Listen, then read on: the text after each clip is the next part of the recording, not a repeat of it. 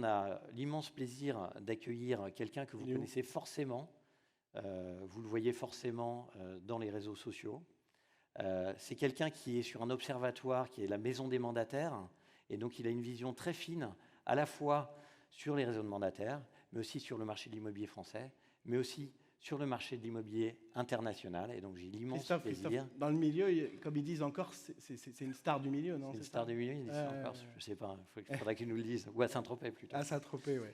Et donc, on a l'immense plaisir d'accueillir sur scène notre ami brillant Vincent Pavanello.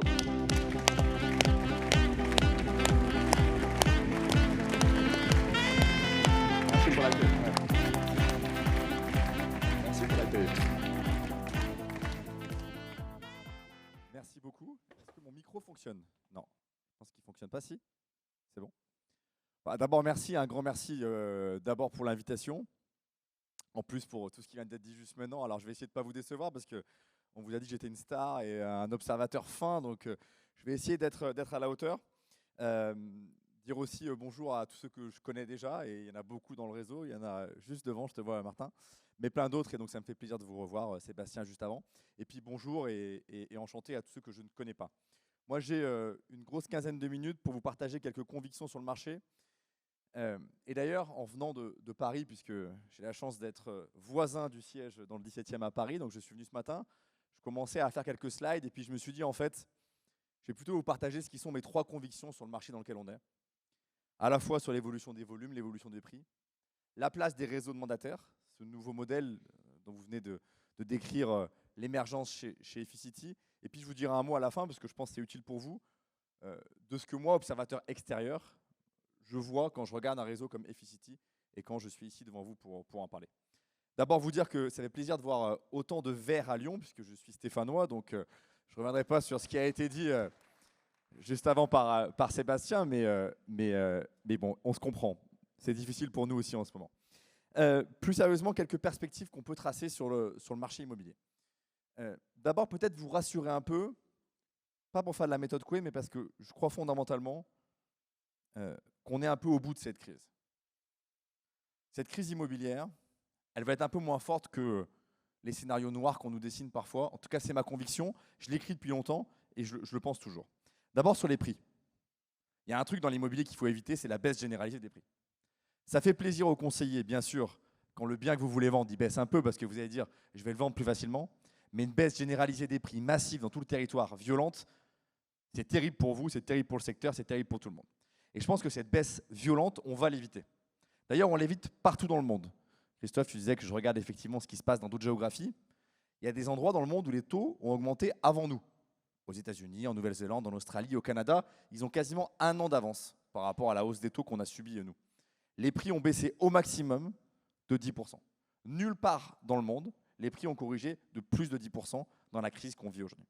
Et donc moi, mon pronostic pour la France, c'est que les mêmes causes produiront les mêmes effets et je ne m'attends pas à une baisse qui aille au-delà des 10%, sauf peut-être sur des micro-marchés. Peut-être que le cas de Lyon-Centre est un cas intéressant.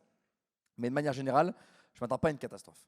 Sur les volumes maintenant, puisque c'est bien votre sujet, de comprendre où on est là en termes de volume, puisque le volume de transaction, c'est votre matière première à vous, conseiller immobilier. Là aussi, j'ai quelques raisons que je partage avec vous d'être optimiste. La première, c'est que je pense que sur les taux, on a fait le plus dur. Et je ne suis pas le seul à le penser, c'est le consensus de tous les économistes du monde, de tous les observateurs économiques du monde.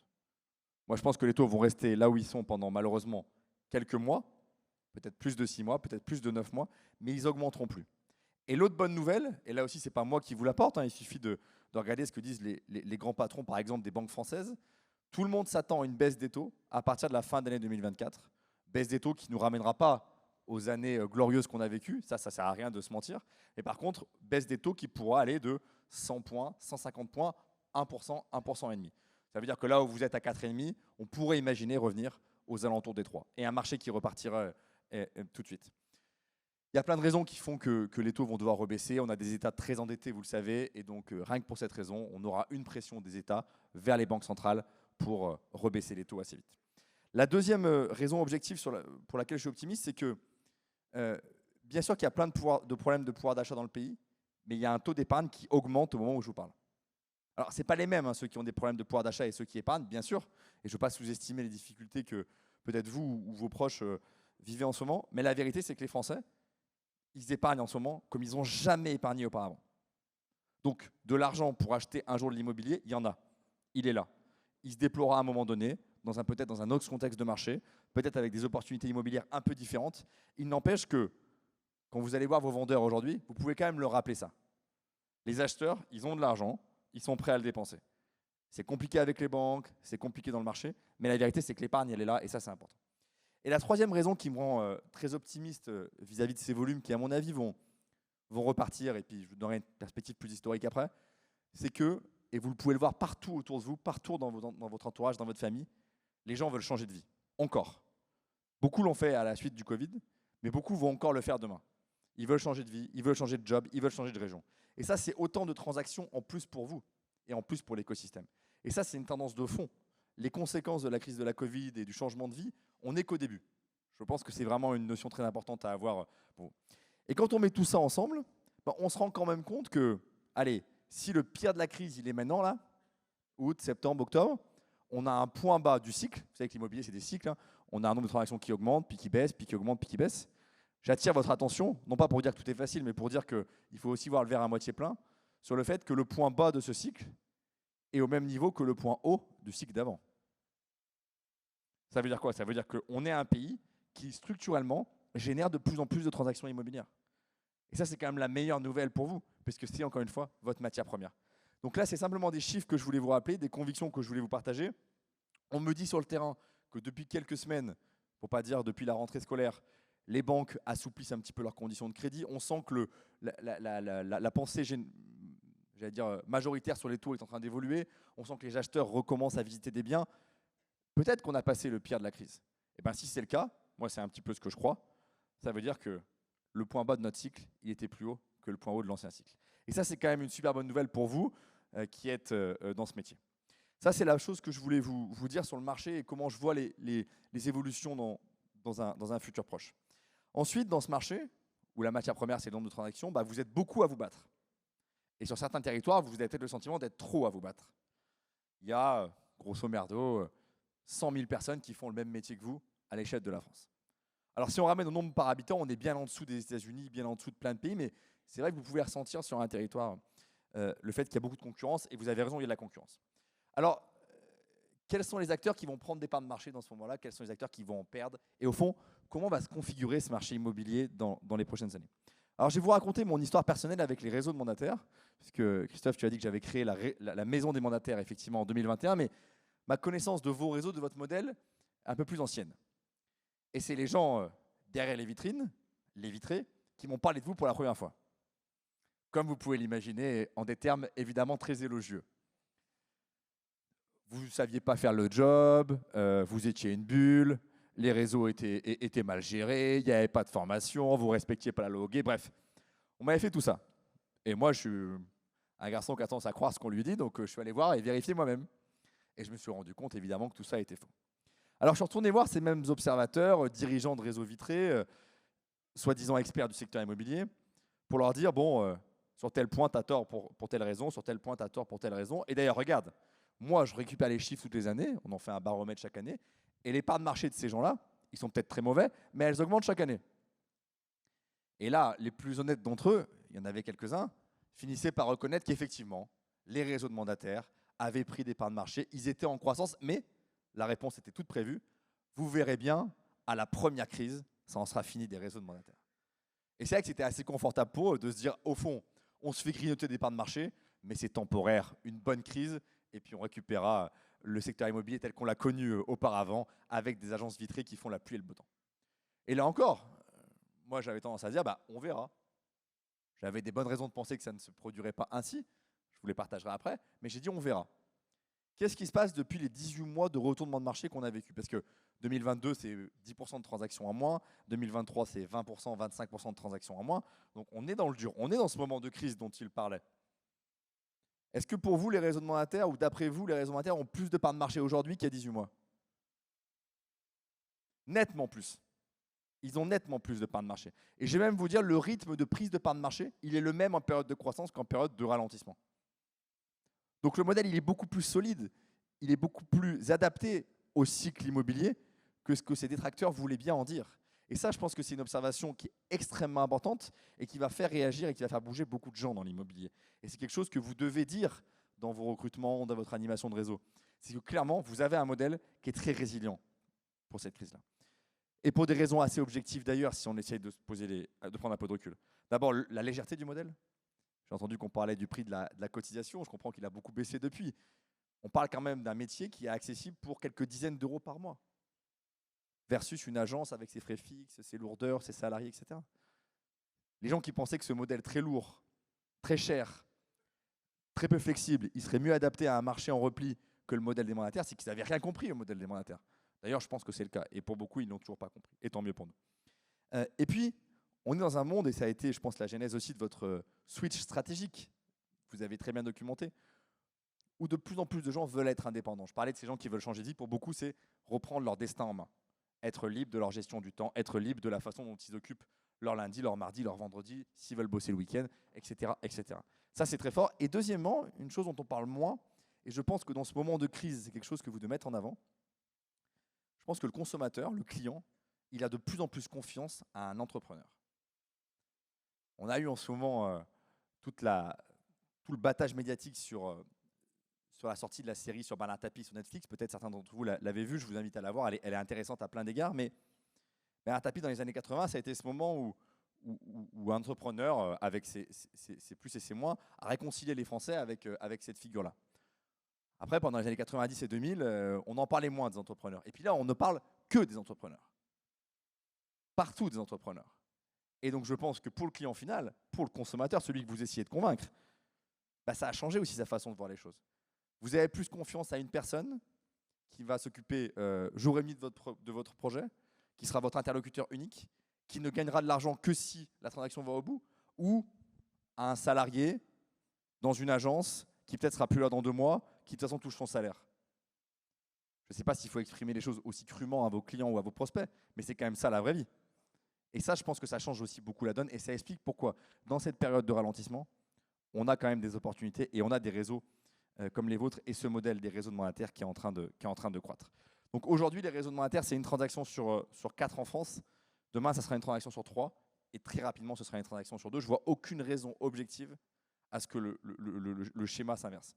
Et d'ailleurs, ça va être votre job d'aller voir vos confrères des vitrés pour leur expliquer encore une fois votre modèle. La vertu de la seule façon de faire de la pédagogie, c'est de faire de la répétition. Donc, allez-y, allez les voir, parlez-leur du modèle Efficity et ramenez-les dans le champ de notre modèle, du modèle dont on est fier, le modèle des réseaux de mandataires. Alors, pour autant, je sais que c'est dur d'être indépendant et je sais que c'est dur d'être parfois un peu seul. On parlait, vous parliez de votre Malek aussi, de ces périodes de flottement où on se pose des questions. Vous les posez tous forcément en ce moment. Moi, je suis entrepreneur comme vous, je n'ai jamais été salarié de ma vie. Je suis dans le même secteur que vous. Tous les jours, j'ai des gens qui m'appellent pour me parler de catastrophes qui arrivent à leur boîte, à leurs collaborateurs, à leurs clients.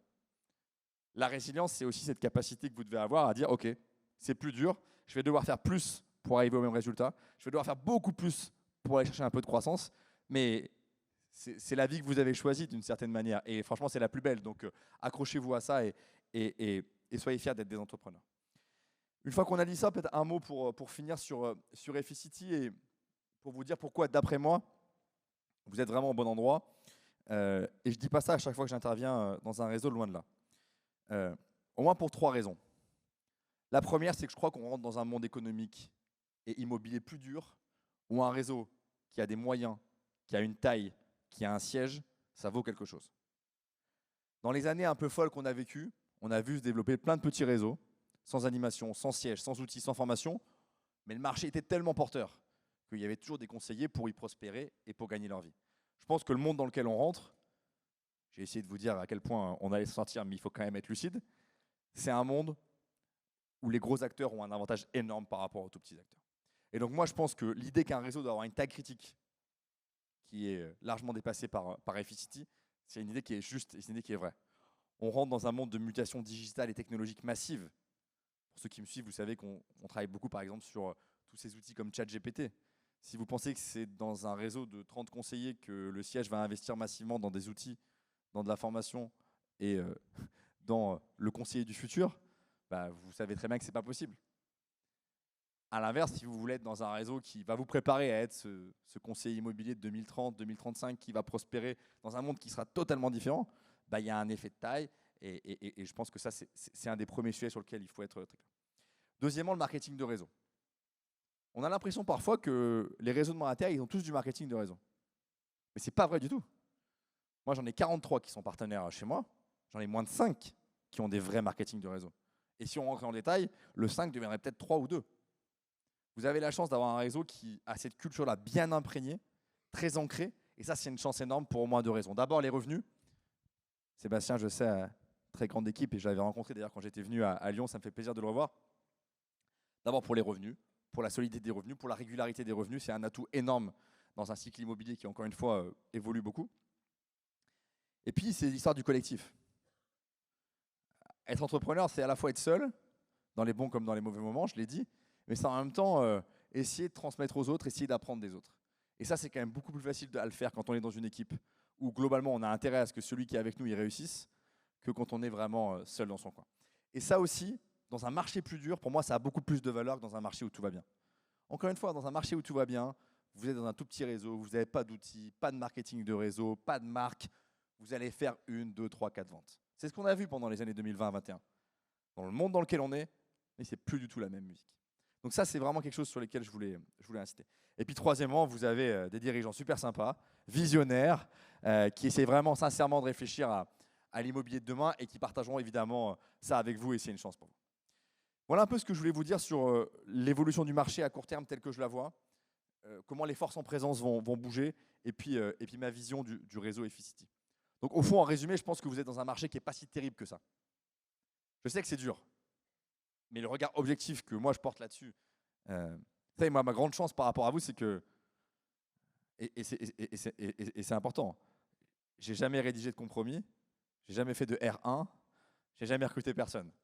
Bon, mais tout ce temps que vous passez à faire ça, moi je le passe à essayer de regarder les grands chiffres et ce qui se passe dans l'écosystème. Bon, donc je vous partage ça aujourd'hui. Vous dire, je pense que vous êtes dans un marché qui n'est pas si terrible que ça. Deuxièmement, vous êtes clairement sur le modèle armé pour la prochaine décennie, celui qui va prendre des parts de marché encore et toujours indépendamment du cycle. Et ça, c'est quand même ce qu'on est en train d'apprendre en ce moment. Il faut le faire savoir très largement autour de vous. La crise, elle renforce les réseaux monétaires, elle ne les affaiblit pas. Et puis troisièmement, vous êtes dans un réseau qui a tous les atouts pour réussir, encore une fois, dans ce marché plus dur, où il y aura sûrement moins d'acteurs, mais où seuls les gros et les acteurs structurés avec des moyens vont réussir. Et puis, en toute conclusion, ce que je voulais vous dire, c'est très dur quand on est dans l'action, pour vous, et pour moi et encore plus pour vous, de savoir si on est au début de l'histoire, au milieu de l'histoire, à la fin de l'histoire.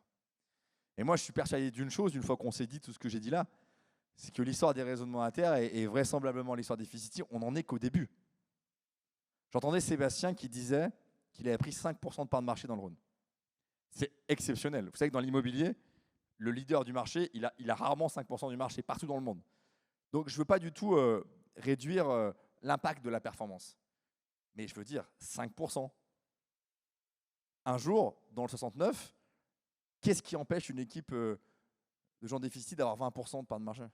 Sur le papier, qu'est-ce qui l'empêche? Rien. Et 20%, vous savez, il y a plein de marchés où des acteurs ont 20% de part de marché. Orange, Bouygues Télécom, Free, ils ont 30% du marché chacun. Et le marché, il va très bien. Il se développe très bien. Et tous les jours, il y a des gens qui souscrivent à des nouveaux abonnements. Pourquoi dans notre secteur, on serait contraint à se dire on est à 5 et puis on n'ira jamais plus haut? C'est vrai pour le Rhône, c'est vrai pour la France, c'est vrai pour l'écosystème des réseaux de mandataires où je vous disais on fait une vente sur 4. Et la question qu'il faut peut-être parfois que vous arriviez à vous poser, c'est de vous dire bon, je me projette dans 10 ans, dans 15 ans, et j'essaie de prendre du recul sur ce qui a été mon histoire chez Efficity. Et je suis sûr que pour beaucoup d'entre vous, je suis prêt à prendre le pari, vous considérez que 2023, ce n'était pas les tout débuts, mais c'était encore un peu le début. Et j'ai Martin qui est juste devant moi, je sais que Martin a commencé il y a très peu de temps, 2021, 22 2021, bon, vous connaissez tous Martin. Bon, si vous ne le connaissez pas, vous allez sûrement entendre parler aujourd'hui. Bon, Martin, je l'ai rencontré, tu étais dans le réseau depuis quelques semaines, quelques mois. Un mois. Donc 2021, il y a plein de gens qui ont dû lui dire c'est arrivé trop tard. Les réseaux de mandataires, c'est fini. L'immobilier, c'est au tapis. Efficity, pas du tout. Très mauvaise idée. Forcément, il y a des gens qui t'ont dit ça. Parce que la personne qui est arrivée en 2016 ou 2015, pour elle, évidemment, chaque année, c'est un peu une histoire qui avance. Il réussit super bien. Il fait des dizaines de ventes par an. Il s'éclate, il prospère. Dans sa vie à lui d'entrepreneur, 2021, c'est le début. Et donc, il y a plein de gens qui sont ici ou que vous allez rencontrer demain ou que vous allez rencontrer à la sortie, pour qui 2023, 2024, 2025, ça va être le début de l'histoire. Et la bonne nouvelle que vous pouvez leur apporter, c'est que c'est vraiment le début de l'histoire et qu'à mon avis, le chemin à parcourir, il est encore très long et très enthousiasmant. Voilà ce que je voulais vous raconter. Je vais devoir vous quitter, mais je serai là ce soir, donc s'il y a des gens qui veulent discuter avec moi, je le ferai avec plaisir. Merci beaucoup pour votre accueil. Merci.